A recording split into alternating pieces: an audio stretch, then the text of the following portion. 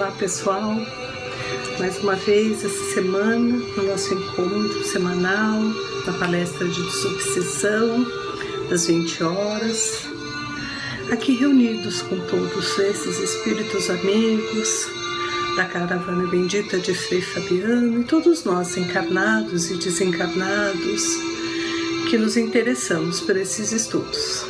Abençoa, Pai querido, que o nosso estudo, que o nosso conhecimento sobre tudo que vamos ver hoje fique gravado em nossos corações, em nosso espírito, e no momento de necessidade que possamos deles utilizá-los.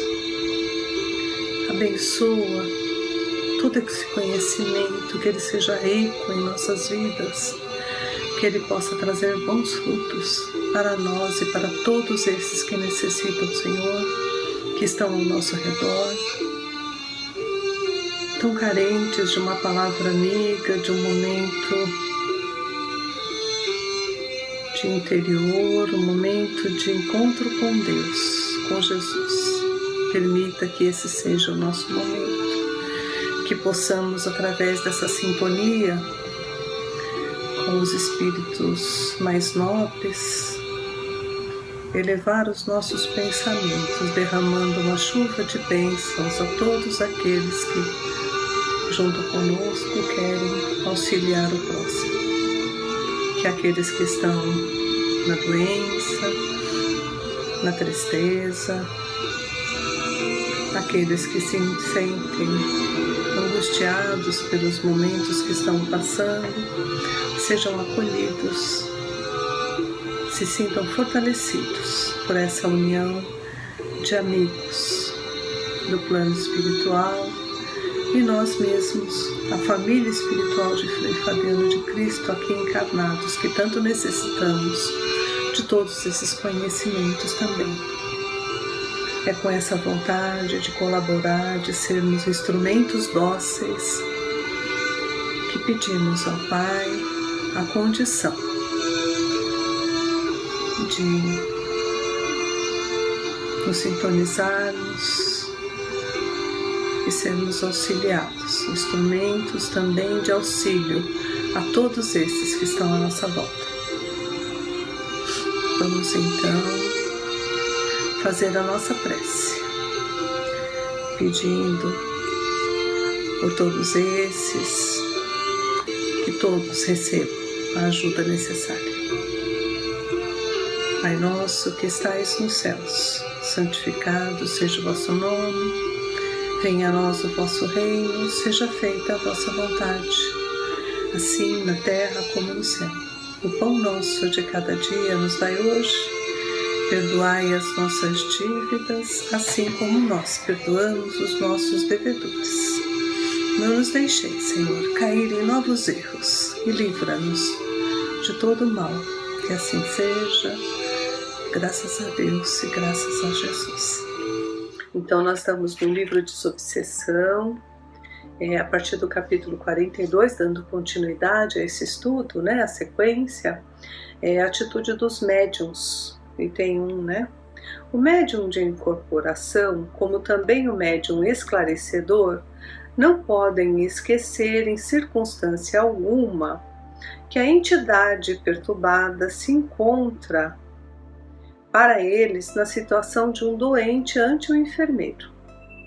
No socorro espiritual, os benfeitores e amigos das esferas superiores, tanto quanto os companheiros encarnados, quais o diretor da reunião e seus assessores que manejam o verbo educativo, funcionam lembrando autoridades competentes do trabalho curativo, mas o médium é o enfermeiro convocado a controlar o doente, quanto lhe seja possível, impedindo a este último manifestações tumultuárias e palavras obscenas.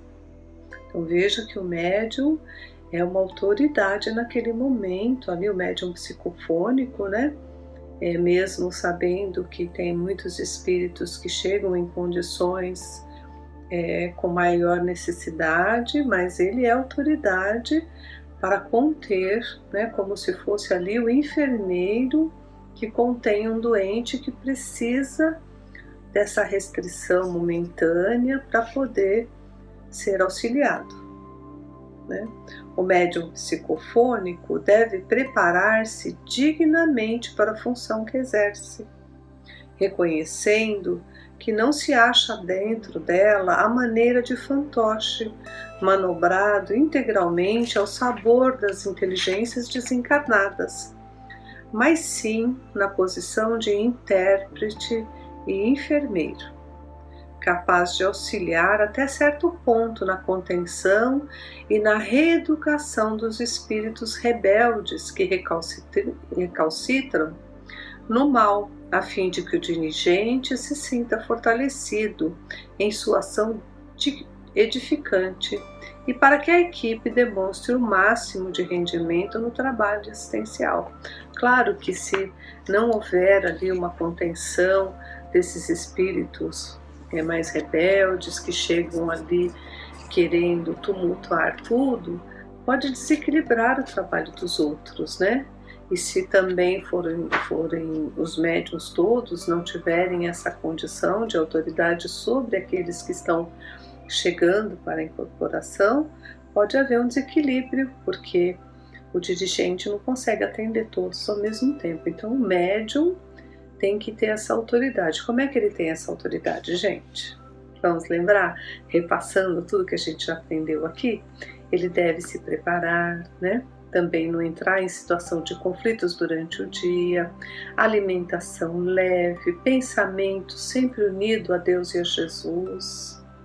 Nós precisamos de todos esses cuidados, a prece constante, né? Evitar situações de maledicência, evitar situações de intrigas, né, de participar de julgamentos. Então o médium tem todo um preparo, né, para a vida, não é só no momento da sessão, né, é todos os dias, porque esses espíritos, como eu falei algumas vezes, já desde a semana anterior nos acompanham, que vão ser recebidos na próxima semana, já saem ali programados, né? E eles vão ver quem é a pessoa que vai me atender, como é que nós vamos ter autoridade moral se nós fazemos tudo diferente do que falamos? Não dá, né? Então a gente tem que realmente ir, né, aprendendo com o Evangelho, aprendendo com toda a doutrina espírita, o comportamento do cristão e interiorizando isso, trazendo isso para a nossa vida. Nós não vamos conseguir todas as virtudes numa única encarnação, não somos santos não, mas a gente tem que progredir e a gente sabe onde está a nossa tendência, onde estão as nossas motivos de quedas, né? Onde é que a gente cai sempre, ali desliza, então a gente evita, porque precisamos ter essa autoridade moral na hora que vamos conversar ali com o espírito para os médiuns esclarecedores, né? E o médium que incorpora também tem que ter essa autoridade moral sobre aquele que vai transmitir a mensagem, né? Saber que nem tudo pode ser transmitido, se for algo ali que desvirtue a sessão, a conversa, então não repassar, né? Então preparação é moral. O capítulo 43, ele fala da atitude dos médiuns. Ainda mesmo quando o médium é absolutamente sonâmbulo, incapaz de guardar lembranças posteriores ao socorro efetuado, semi-desligado de seus implementos físicos, ainda assim dispõe de recursos para governar os sentidos corpóreos de que o espírito comunicante se utiliza, capacitando por isso, com auxílio dos instrutores espirituais, a controlar devidamente as manifestações. Ainda que seja, então, um médium, né, que é quase absoluto ali sonâmbulo, né, que ele não se recorda depois que passou ali a incorporação, depois que ele recebeu aquele espírito, ele não consegue se lembrar com nitidez, né, do que foi falado, do que foi conversado. Mas quanto ao corpo, né, então ele tem total domínio. O corpo é dele, não pode o outro espírito dominar o seu corpo. Então ele pode controlar quando as pessoas querem bater, querem ter gestos bruscos. O médium tem essa condição, né? O dono do corpo, o dono da mente é ele, né? Então ele está emprestando ali para aquela comunicação. Então sempre ele vai ter autoridade sobre a situação ali. Se ele estudar, se ele souber ali como controlar, né? É ele que é como um doente dentro de um hospital. O enfermeiro sempre vai ter ação ali, vai ser respeitado pela condução de como vai ministrar o remédio, de como vai fazer. É ele que vai ter o domínio, né? Não se diga que isso é impossível. Desobsessão é obra de reequilíbrio, refazimento, nunca de agitação e teatralidade. Nesse sentido, vale recordar que há médium de incorporação normal e médium de incorporação ainda obsediado. E sempre que o médium desta ou daquela espécie se mostra obsediado, necessita de socorro espiritual através do esclarecimento, emparelhando-se com as entidades perturbadas, carecentes de auxílio. Realmente, em casos determinados, o medianeiro da psicofonia não pode governar todos os impulsos destrambelhados da inteligência desencarnada que se comunica na reunião. Como nem sempre, o enfermeiro logra impedir todas as extravagâncias da pessoa acamada. Contudo, mesmo nessas ocasiões especiais, o médium integrado em suas responsabilidades dispõe de recursos para cooperar no socorro espiritual em andamento, reduzindo as inconveniências ao mínimo.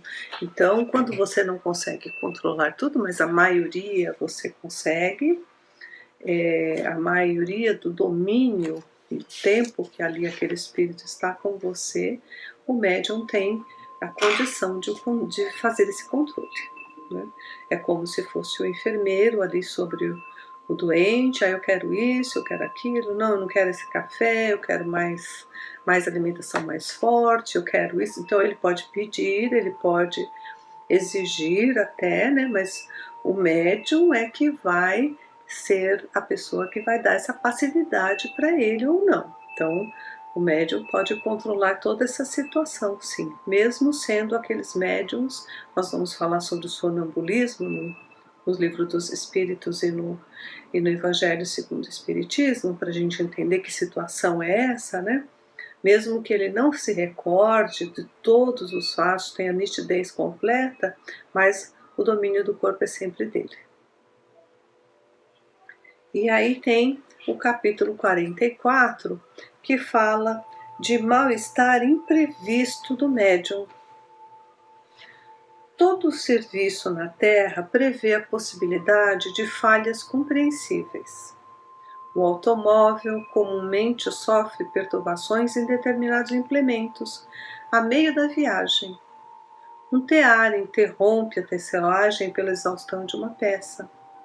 Na desobsessão, o mal-estar é suscetível de sobrevir num médium ou num dos colaboradores em ação, principalmente no que tange a uma crise orgânica francamente imprevista. Verificado o incidente, o companheiro ou a irmã necessitada de assistência permanecerá fora do círculo de atividade, recolhendo o amparo espiritual do ambiente, quando o mal-estar não seja de molde a se aconselhar o recolhimento imediato em casa. Então, muitos médiuns vão à sessão e naquele dia não se sentem bem, né? Porque tem uma série de fatores para esse não se sentir bem, esse mal-estar. E ele deve avisar, sim, o dirigente: olha, hoje eu não estou bem. Então o dirigente, quem preside a sessão já sabe, não vai colocá-lo ali para incorporações, né? Coloca ele na assistência, ele recebendo passes vai poder se reequilibrar, né? Às vezes não é físico, é espiritual, né? Às vezes não é ainda um pouco tempo do conhecimento do médium de como controlar essas situações. Às vezes também é físico, né? Então a gente também não deve se expor, né? Pode ficar na assistência, ali tomando passe, assistindo a sessão, se revigorando para uma próxima sessão entrar. E também até o caso de às vezes nem vir na sessão, ficar em casa mesmo, né? Para que haja um equilíbrio entre todo o grupo. Todos precisam estar bem. Por isso que os espíritos pedem todo o preparo, né? Seja da alimentação, seja espiritual, seja mental, para que a gente tenha um equilíbrio no dia, né? Do nosso trabalho, para a gente não interferir nessas situações. E o estudo sempre, gente, porque o estudo é que vai nos dar condições de lidar com esses mal-estares, de mal-estar espiritual. Ali a gente vai conversando com o nosso mentor, vai falando com esses espíritos que nos ajudam, conversando até com aquele espírito que já vai se aproximando, que só pode na casa espírita, que só pode dentro da sessão, no horário da sessão, e assim eles vão nos respeitando, né? Mas para isso a gente precisa ter essa autoridade moral, esse conhecimento, vamos estudar, vamos nos preparar para uma sessão de desobsessão. Não é uma sessão para curiosos, para iniciantes, é um trabalho, né? É para nos melhorar e ajudar todos aqueles que chegam. Então, como a gente vai poder ajudar se a gente não está bem? Não é? É a mesma coisa que você pedir a um doente e ajudar o outro doente. Nós temos que estar bem para a gente poder ajudar, não é? Esse é o sentido.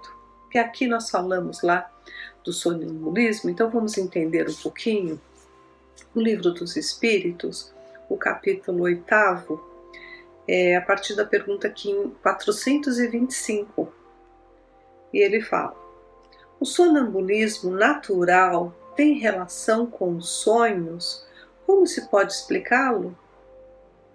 É uma independência da alma mais completa que no sonho, e nesse caso suas faculdades estão mais desenvolvidas. Ela tem percepções que não tem no sonho, que é um estado incompleto do sonambulismo. Então o sonho parece com o sonambulismo, mas é um estado incompleto, como eles falam. O sonambulismo vai além. A independência da alma é maior. Por isso que o médium sonambúlico, ele não tem recordação do que ele falou, do que foi ali tratado, do que foi conversado, né? No sonambulismo, o espírito é inteiramente ele mesmo. Os órgãos materiais, estando de alguma forma em estado catapilético, não recebem mais as impressões exteriores. Este estado se manifesta sobretudo durante o sono, e é o momento em que o espírito pode deixar provisoriamente o corpo, ficando este entregue ao repouso, indispensável à matéria. Quando os fatos do sonambulismo se produzem, é que o espírito, preocupado por uma coisa ou por outra, se entrega a uma ação qualquer que necessita o uso do corpo, do qual se serve. Então, de um modo análogo ao emprego que faz de uma mesa ou de objetos materiais nos fenômenos de manifestação física, ou mesmo da vossa mão naqueles de comunicação escrita, como se fosse a psicografia, né? Ele usa do corpo para atender os seus objetivos. Então, o espírito, pela sua independência, né, emancipação da alma, ele consegue ali fazer com que o corpo faça aquilo que ele está preocupado, veja aquilo que ele tem em mente, né, que se fixou em sua mente durante o dia. Nos sonhos que se tem consciência, os órgãos, incluindo da memória, começam a despertar. Estes recebem imperfeitamente as impressões produzidas pelos objetos ou pelas causas exteriores. e as comunicam ao espírito, que também, então, em repouso, não capta sensações confusas e frequentemente sem nexo, e sem alguma razão de ser aparente, misturada que são vagas as lembranças, seja dessa existência, seja de existências anteriores. É fácil, então, compreender por que os sonâmbulos não têm nenhuma lembrança e por que os sonhos, dos quais se conserva a memória, não têm o mais frequentemente nenhum sentido. Eu disse o mais frequentemente, porque ocorre que eles são a consequência de uma lembrança precisa de acontecimentos de uma vida anterior e algumas vezes mesmo de uma espécie de intuição do futuro. Então veja que todos aqueles que têm o sonambulismo aqui, eles podem também utilizar ou falar através do corpo, com a fala, né? Com fala que está vendo, senta, conversa. E ele pode trazer situações que para a gente é desconexo, para a gente não entende o que ele está falando, não temos conhecimento, porque às vezes são de vidas passadas, ou até mesmo ele está tendo entreolhando alguma situação do futuro e trazendo aquela comunicação. Então a gente não vai enxergar mesmo, não acha que é nada normal, né? Nada que a gente tenha como conhecido. O sonambulismo chamado magnético tem uma relação com o sonambulismo natural? É a mesma coisa, exceto que ele é provocado. Então, o sonambulismo também pode ser provocado, que é o que a gente chama de magnético. E o natural é quando ele desperta sozinho, né? Espontaneamente.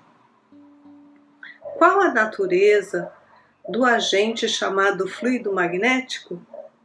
Fluido vital, eletricidade animal, que são modificações do fluido universal. Qual é a causa da clarividência sonambúlica?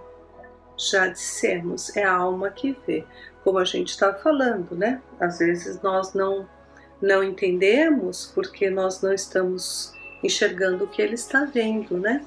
Mas a clarividência é muito comum no sonambulismo, ele está vendo situações, inclusive, futuras, né? Ou enxergando ali coisas que nós não estamos enxergando. Então é a alma que vê. Por que razão o sonâmbulo pode ver através de corpos opacos? Não há corpos opacos, senão para os vossos órgãos grosseiros. A gente que não consegue ver normalmente, nem todos somos sonâmbulos, temos essa condição de visão, né, de clarividência, de ver através dos corpos. E aqui ele fala: não vos dissemos que para o espírito a matéria não é obstáculo, pois atravessa frequentemente? Frequentemente ele vos diz que vê pela fronte, pelo joelho, porque vós inteiramente dentro da matéria não compreendeis que possa ver sem o socorro dos órgãos. Ele mesmo, pelo desejo que tendes, crê ter necessidade de seus próprios órgãos, mas se vós os deixasses livre, compreenderia que vê por todas as partes de seu corpo, ou melhor dizendo, é pelo exterior do seu corpo que ele vê. Então, se confunde aí a necessidade de os órgãos, né? Mas ele está enxergando com o espírito, já que a alma está emancipada. Muitos deles estão de olhos fechados, estão falando que estão vendo, né? A gente até confunde, olha, está andando dormindo, está falando que está vendo isso, mas está com os olhos fechados, ele está dormindo. Mas é os olhos da alma, né? Uma vez que a clarividência do sonâmbulo é da sua alma, do seu espírito, por que ele não vê tudo e por que se engana com frequência? Primeiramente, não é dado aos espíritos imperfeitos tudo ver e tudo conhecer. Sabes bem que eles participam ainda dos vossos erros e dos vossos preconceitos. Aliás, quando estão ligados à matéria, não gozam de todas as suas faculdades do espírito. Deus deu ao homem essa faculdade para um fim útil e sério, e não para aprender o que não deve saber. Eis porque os sonâmbulos não podem dizer tudo. Qual a origem das ideias inatas do sonâmbulo e por que razão ele pode falar com exatidão de coisas que ignora no estado de vigília, que estão mesmo acima da sua capacidade intelectual?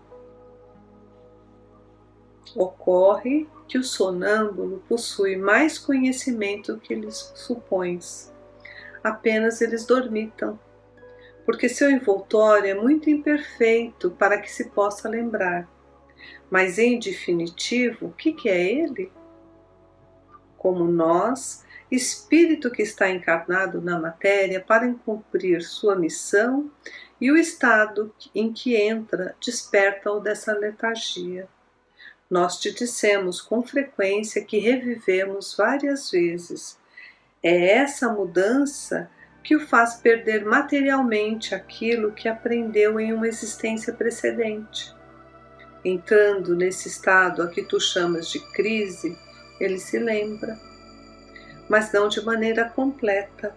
Ele sabe, mas não poderia dizer onde sabe, nem por que possui esse conhecimento. Passada a crise, toda a lembrança se apaga e ele entra na obscuridade. Então, o sonâmbulo, ele pode sim ser um ser que tem vários conhecimentos. Todos nós, né, estamos numa condição permitida para esta encarnação, mas não sabemos que já fomos, né, que quais conhecimentos nós tivemos, e que nesse momento, nessa encarnação, não é interessante que venha à tona. Deus dá a encarnação segundo a nossa necessidade, mas de vez em quando nós não temos uns conhecimentos lá que a gente nem imaginou e floresce, né?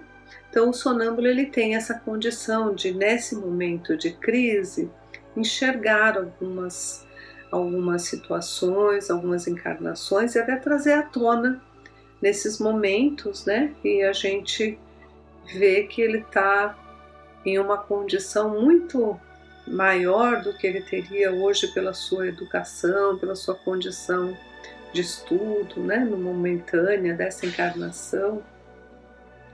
Então, ele consegue alcançar algumas encarnações que hoje ele não tem a condição. É um estado, né, de lembrança, onde ele entra numa lembrança mais profunda de outras encarnações, mas passando a crise, volta-se ao normal.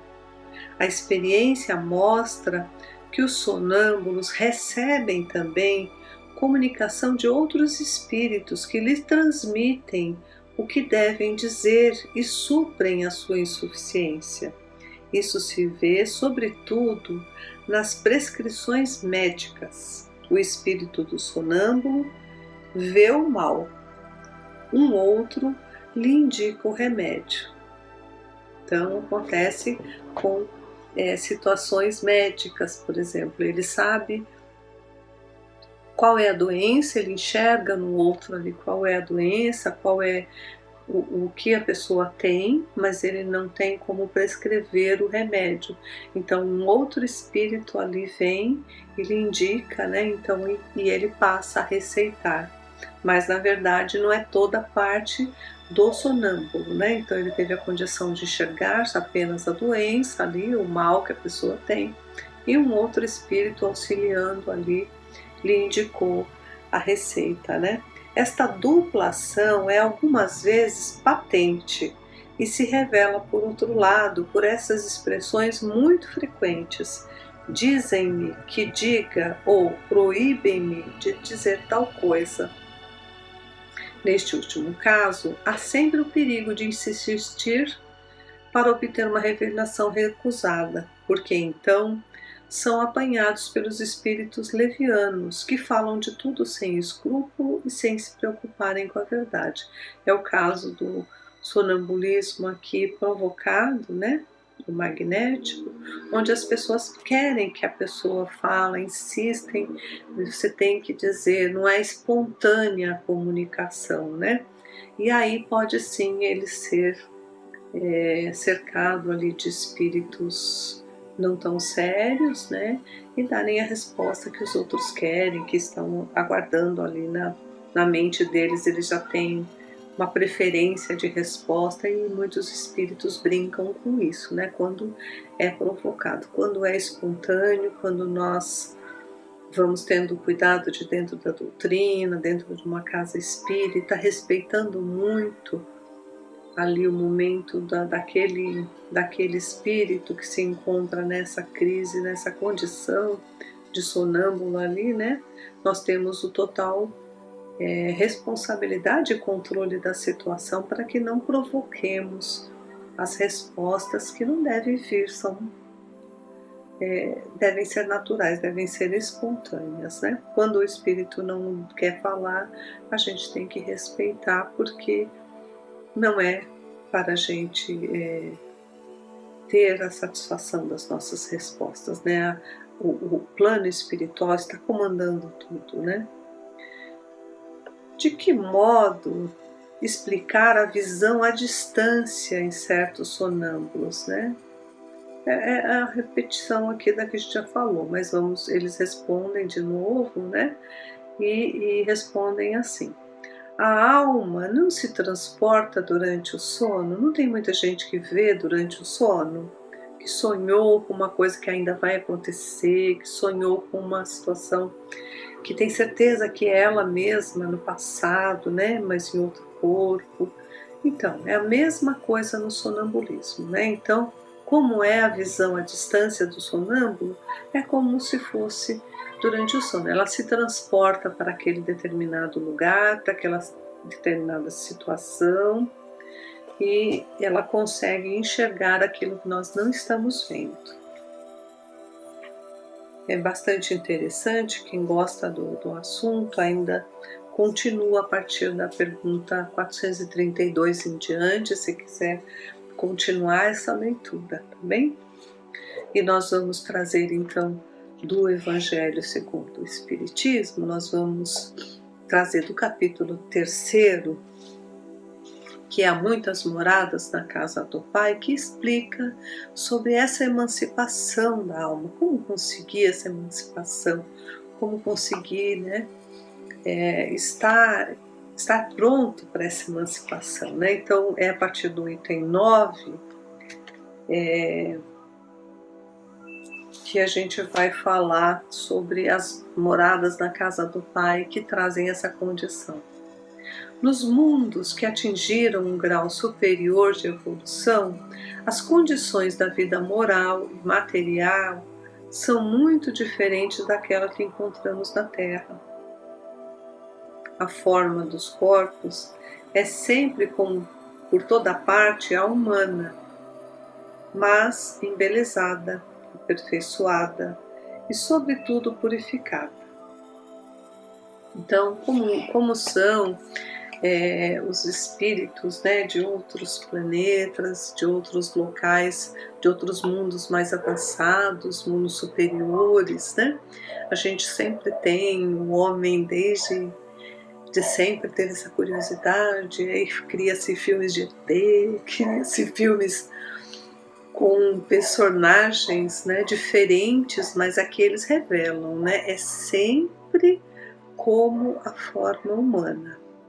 O que nos difere é um ser mais belo, né, um ser mais hétero. Então, hétero, né, ele é mais leve, a constituição dos espíritos, tem uma diferença na idade, mas é parecido sempre com os humanos. Olha só, ele repete aqui, olha. Nos mundos que atingiram um grau superior de evolução, as condições da vida moral e material são muito diferentes da que encontramos na Terra. As condições. Agora, a forma dos corpos é sempre, como toda parte no universo, a humana. Só que como nós estamos falando de mundos superiores, mais embelezada, aperfeiçoada e, sobretudo, purificada. O corpo nada tem da materialidade terrena e não está, por isso mesmo, sujeito a necessidades, às doenças, às deteriorações decorrentes do predomínio da matéria. Olha que gostoso que seria, né? Quando a gente vai alcançar esse mundo superior, temos que cuidar para que a gente possa ir, né? Então vamos melhorando, conquistando uma virtude hoje, outra amanhã, lutando contra as nossas tendências, né? E assim vamos melhorando os nossos corpos, né? E vamos estar mais felizes. O que é um mundo feliz? Olha só, não estão sujeitos às necessidades que nós temos, não tem doenças. Olha que coisa, né? Então a gente pode chegar a um mundo mais feliz, né? Depende de nós. Os sentidos mais sutis têm percepções que a grosseria dos nossos órgãos sufoca. A leveza específica dos corpos torna a locomoção rápida e fácil. Em vez de se arrastarem penosamente sobre o solo, eles deslizam, por assim dizer, pela superfície ou pelo ar, pelo esforço apenas da vontade, à maneira das representações de anjos ou dos manes dos antigos dos campos elíseos. Então, temos a facilidade da mobilidade, de irmos conforme o pensamento. Por isso que tem também, em outro capítulo, a pergunta: um espírito pode estar em 2 lugares, 3 lugares? Vocês já leram sobre isso? Não é que o espírito vai ficar ao mesmo tempo em 2, é a mudança que ele pode rapidamente atingir, né? Quilômetros de distância, estar num lugar, depois em outro, é muito rápido, porque é pelo pensamento, é pela vontade de estar com esta ou com aquela pessoa. Então, sempre que ele tem um tutelado, uma pessoa que ele vai proteger, que essa pessoa está em perigo, automaticamente ele vem, né? A gente fala assim, mas o meu espírito protetor fica sempre comigo, né? Mas ele só tem a mim para tomar conta, né? Ele está o tempo todo nos acompanhando, né? E sempre que a gente pensar nele, ele automaticamente chega perto da gente. Sempre que houver uma necessidade, né? A vontade dele estar vindo perto da gente. Então, sempre pelo pensamento, pela vontade, a mobilidade acontece, né? Diferente de nós que pensamos na pessoa, temos que pegar uma condução ali, quando podemos estar, né? Porque às vezes estamos quilômetros de distância, não conseguimos com tanta facilidade em tempo tão curto. Então, no mundo superior, a locomoção é bem rápida, né? Os homens conservam à vontade os traços das suas existências passadas e aparecem aos amigos em suas formas conhecidas, mais iluminadas por uma luz divina, transfiguradas pelas impressões interiores, que são sempre elevadas. Em vez de rosto pálido, arruinado pelo sofrimento e paixões, a inteligência e a vida esplendem, com esse brilho que os pintores traduziram pela auréola dos santos. Quando a gente conhece uma pessoa que desencarnou com muita idade, né, que ali viveu muitos anos pelo sofrimento que a gente traz dentro de uma vida extensa, né, muitas rugas, muitas preocupações, vamos envelhecendo, os nossos corpos vão tomando formas, né, que trazem essas marcas do tempo, e depois a gente sonha com essas pessoas, né, muito mais jovens, belas, felizes. Então a gente vê que elas estão num lugar bom, né? Vê que estão num lugar mais nobre do que onde elas estiveram durante o período da Terra, os corpos são mais... Quando a gente alcança uma evolução, um acerto na nossa vida, quando nós sabemos que cumprimos os nossos deveres, nós vamos nos encontrar no plano espiritual em melhor situação. E podemos, como eles falam aqui, conservar à vontade os traços da sua existência passada. Então eu posso aparecer, eu posso plasmar o meu corpo espiritual da forma com que eu gostaria que me apresentar para as pessoas. E será que se eu tive uma vida de 90, de 100 anos, como é que eu vou querer me apresentar? Né? Alguns querem se apresentar com aquela idade, porque foi marcante, foi a melhor fase da vida deles. Outros querem ser mais jovens, mas a jovialidade do espírito aparece. Por isso que todos, não importa a idade que tenham, que aparecem para a gente, esses espíritos que estão nessa condição, são belos. A gente percebe que eles são mais felizes, que eles estão mais serenos, né? Essa palavra, serenos. A pouca resistência que a matéria oferece aos espíritos já bastante adiantados facilita o desenvolvimento dos corpos e abrevia ou quase anula o período da infância. A infância também é pequena. A vida isenta de cuidados e angústias é proporcionalmente muito mais longa que a da Terra. Em princípio, a longevidade é proporcional ao adiantamento dos mundos. A morte não tem nenhum dos horrores da decomposição e, longe de ser motivo de pavor, é considerada como uma transformação feliz, pois não existe dúvida quanto ao futuro. Se eu sei que cada vez é melhor, se eu sei que eu estou evoluindo, eu estou num momento, num grau mais adiantado e vou sempre progredir mais, eu não tenho receio do desencarne, da morte, né? Pelo contrário, a gente fica feliz sabendo que vai mudar de novo para um degrau maior, né? Durante a vida, não estando a alma encerrada na matéria compacta, irradia e goza de uma lucidez que a deixa num estado quase permanente de emancipação, permitindo a livre transmissão do pensamento. Então aqui o espírito se encontra emancipado, a alma é livre, né? Nos mundos felizes, as relações de povo para povo sempre são amigáveis, jamais são perturbadas pelas ambições de dominação e pelas guerras que lhes são consequentes. Não existem senhores nem escravos, nem privilégios de nascimento.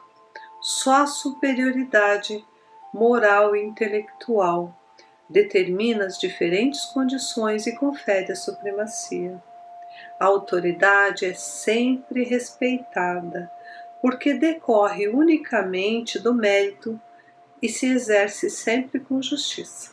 Então, quem está acima de nós é sempre pelo mérito, né? Então, não existe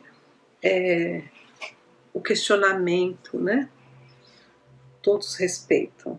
O homem não procura elevar-se sobre o seu semelhante, mas sobre si mesmo, aperfeiçoando-se. O seu objetivo é atingir a classe dos espíritos puros. Esse desejo incessante não constitui um tormento, mas uma nobre ambição, que os faz estudar com ardor para os igualar.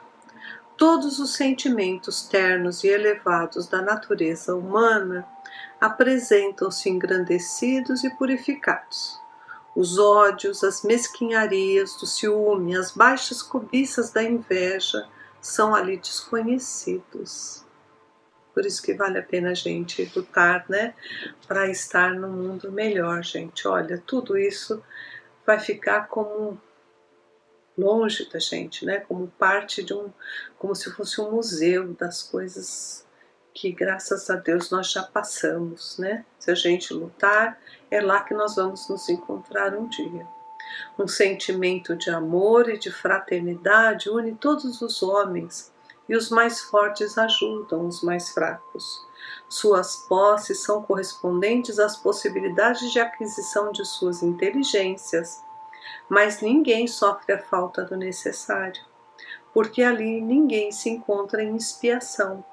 Em uma palavra, o mal não existe nesses mundos superiores. No vosso mundo, tende necessidades do mal para sentir o bem, da noite para admirar a luz, da doença para apreciar a saúde. Não é verdade, gente? Olha só, nós estamos hoje, né, nesse momento de pandemia aqui, refletindo sobre muitas coisas, não é? Nós tínhamos a condição de ir e vir para todos os lugares, conversar, visitar pessoas, tínhamos liberdade de falar, né, de andar sem ter máscara, respirar, né, olhar a natureza, perceber o outro. Tanta coisa nós tínhamos em mãos e não dávamos valor. Agora que estamos confinados, sentimos saudade do abraço, sentimos saudade de podermos respirar livremente, de caminhar livremente. Estamos também vendo quanto tempo a gente perdeu sem cuidar dos familiares, dos filhos, quanta coisa se passou. Tem pais que estão admirados, que agora que perceberam que seus filhos já cresceram, fazem algumas coisas que eles nem notaram que já faziam. E a gente não se deu conta, só se deu quando perdeu essa liberdade, não é? Então ele fala aqui que o nosso mundo ainda tem necessidade do mal para que a gente possa sentir falta do bem. Quando a gente recebe um ataque do mal, se percebe o mal em nossas vidas, nós temos vontade de seguir no bem, né? De ter a noite para poder ter vontade de ver a luz novamente, né? Da doença para apreciar a saúde. A eterna luz, a eterna bondade, a paz eterna da alma proporcionam uma alegria eterna, que nem as angústias da vida material, nem o contato dos maus que ali não têm acesso poderiam perturbar. Eis o que o espírito humano só dificilmente compreende. Ele foi engenhoso para pintar os tormentos do inferno, mas jamais pôde representar as alegrias do céu. E isso por quê? Porque sendo inferior, só tendo experimentado penas e misérias, ele não pode entrever as claridades celestiais. Ele não pode falar daquilo que não conhece. Mas à medida que se eleva e se purifica, o seu horizonte se alarga e ele compreende o bem que está à sua frente, como compreendeu o mal que o deixa para trás. Esses mundos afortunados, entretanto, não são mundos privilegiados, porque Deus não usa de parcialidade para nenhum dos seus filhos. A todos ele concede os mesmos direitos e as mesmas facilidades até chegarem lá. Fez que todos partissem do mesmo ponto, ou seja, nós nascemos todos simples e ignorantes, sem conhecimento, né? Ele não dota um a mais do que o outro. Os primeiros lugares são acessíveis a todos, cabe-lhes conquistá-los pelo trabalho, atingi-los o mais cedo possível ou abandonar-se durante séculos e séculos no meio da escória humana. Então cabe a nós, se eu quero um mundo melhor, se eu fico tão indignado com essas doenças que chegam ao mundo, às pessoas, eu tenho que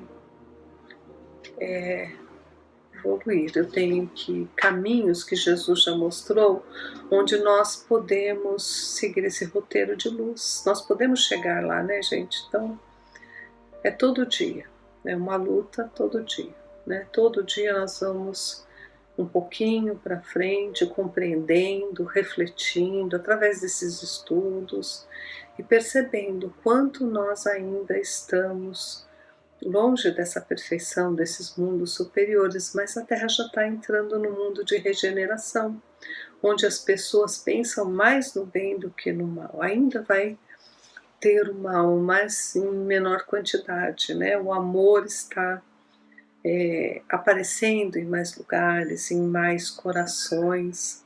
A caridade está sendo praticada por mais pessoas, né?